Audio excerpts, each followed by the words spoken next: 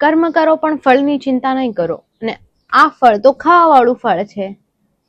પણ ભગવદ્ ગીતામાં એક શ્લોક આવે છે, કર્મવાધિકારસ્તે મા ફલેચુ કદાચન મા કર્મ ફલ હેતુ ભૂર્માતે સગોડસ્ત્વ કર્મણી. પણ આપણે ઘણી વાર આ શ્લોકને ખોટી રીતે સમજીએ છીએ. આપણે એમ સમજીએ છીએ કે આપણે કર્મ તો કરવું જોઈએ, પણ ફળનો તો આપણે ત્યાગ કરવો જોઈએ. પણ જો ફળનો ત્યાગ કરશું તો આપણે કામ કેવી રીતના કરશું? કામ કરવાનું મોટિવેશન કેવી રીતના આવશે? અને તો પછી આપણે ફળની ચિંતા તો કેમ ન કરીએ? તો એને પણ આપણે એક ઉદાહરણથી સમજીએ. તો એક રાકેશ છે અને એક સુરેશ છે.